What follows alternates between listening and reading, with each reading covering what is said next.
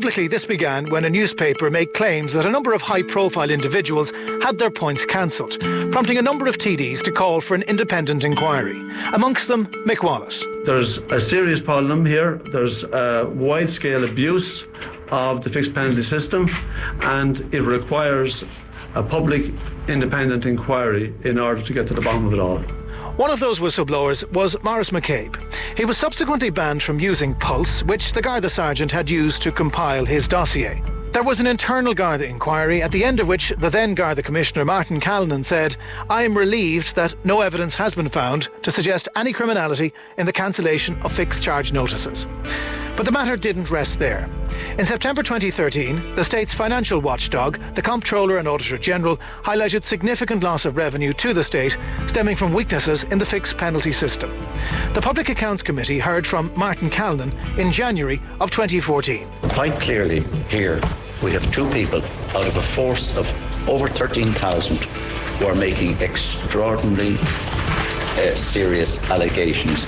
And there isn't a whisper anywhere else from any other member of the Garda Síochána about this corruption, this malpractice, and all of those things that are levelled against their fellow officers.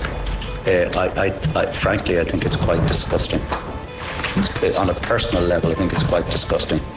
Martin Callinan was responding there to a question from TD Shane Ross, who's now the Transport Minister, and sitting beside the Commissioner was the woman who was to succeed him, Noreen O'Sullivan.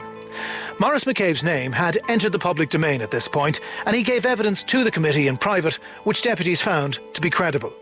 The Commissioner's disgusting comment created a political storm, intensified by the sacking of the confidential Garda recipient in February 2014.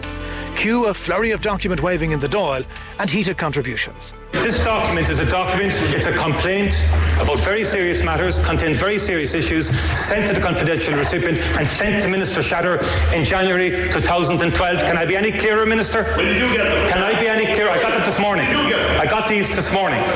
This actual document this morning. No, question. But I didn't know. Hold on. Please, will you? And the material in that is the material, some of the materials I gave to the Taoiseach yesterday concerning some of the cases.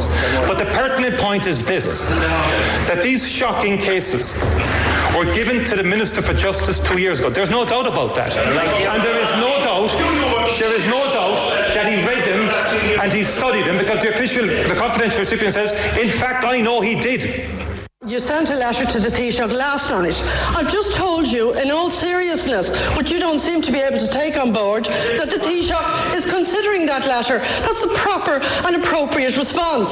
Secondly, you've now waved another blizzard of paper where you think we were in a snowstorm, the way you're producing paper at this point in time. But the whistleblowers' voices were being heard, and their credibility was growing. You will appreciate that the Garda Síochána is an organisation where, you know, the authorities don't like their rank and file members going outside of the organisation.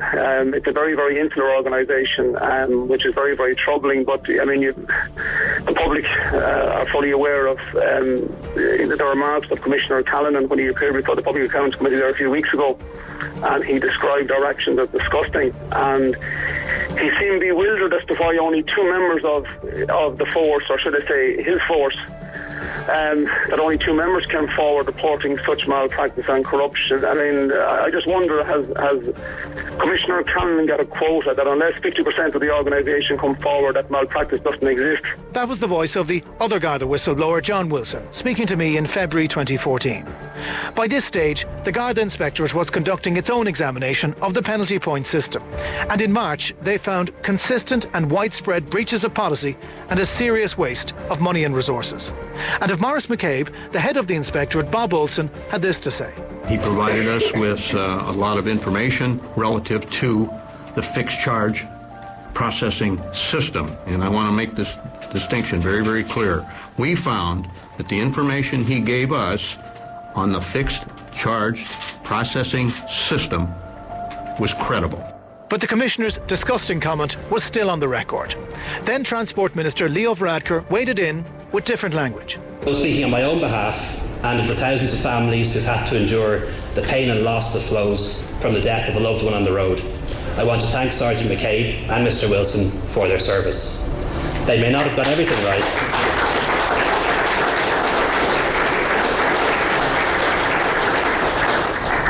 They may not have got everything right, but they did shine a light into a dark place and forced those who would rather turn a blind eye to face up to the truth.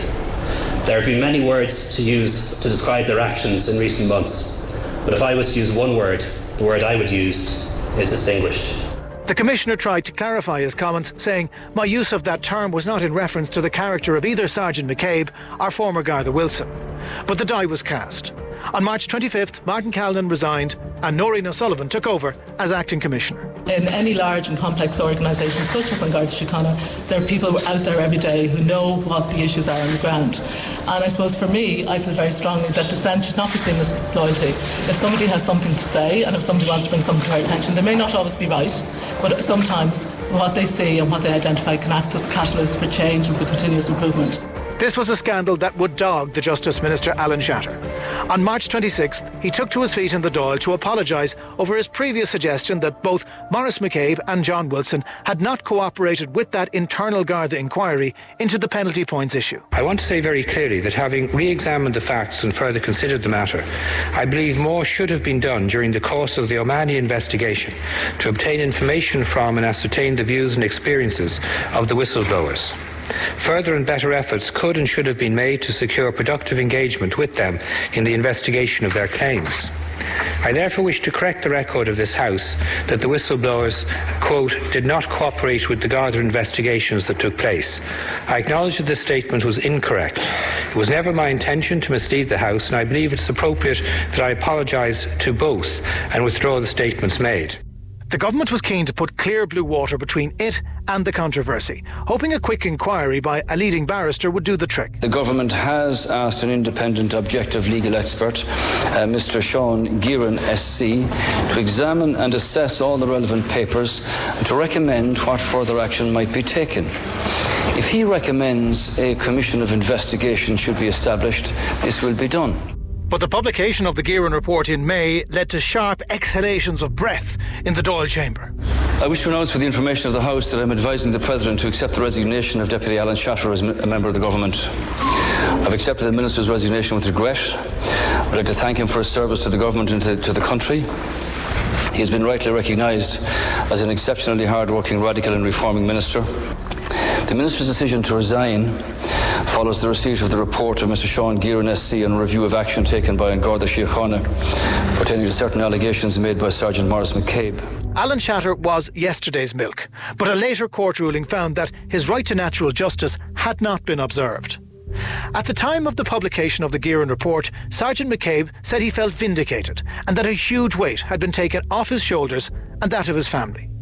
In February 2015, the O'Higgins Commission of Investigation to look at Maurice McCabe's allegations of malpractice was established. And in May last year, the O'Higgins report stated that Sergeant McCabe was a man of integrity who made his allegations out of genuine concern, even where the allegations were, in some cases, later found to be inaccurate, overstated or unfounded. There was a subsequent row over whether the Garda Commissioner had instructed counsel to the inquiry to attack Maurice McCabe by suggesting he was motivated by malice, claims that Noreen O'Sullivan rejected. Frances Fitzgerald, the Justice Minister, addressed this in the Dáil. I have discussed with the Garda Commissioner how whistleblowers are dealt with in Garda Síochána now. I have repeatedly discussed that with her and I have been reassured that the legislation is being fully implemented and that there are a whole range of appropriate supports. And at another time I can put on record the supports that were made available to Sergeant McCabe during the period when he was a whistleblower in Garda Síochána. But at this point, the hell that Maurice McCabe had been put through still wasn't fully known. Here's the other timeline. In 2006, Maurice McCabe had an unfounded allegation of inappropriate contact with a 6-year-old made against him. In August 2013, a Garda and the Child and Family Agency were contacted by a counsellor, making them aware of an allegation against Maurice McCabe. The following April, the Child and Family Agency opens a file on the McCabes. A month later, a counsellor contacts TUSLA to say an allegation of sexual assault in the McCabe file has been copied and pasted in error.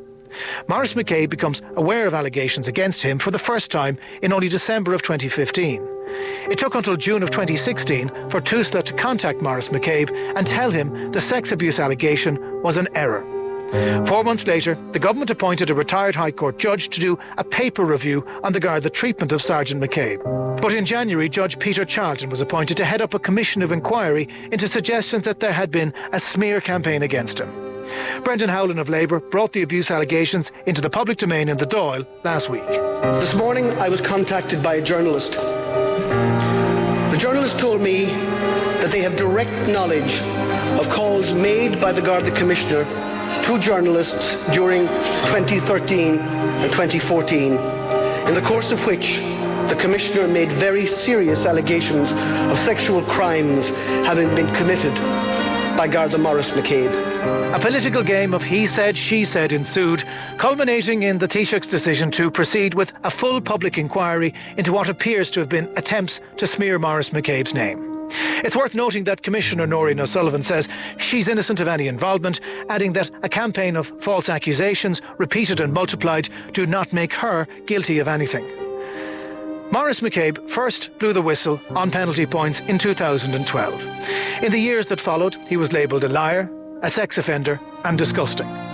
Through his public statements in recent days, he says, rather understandably, he wants the truth. But how long more will he have to wait before he gets it?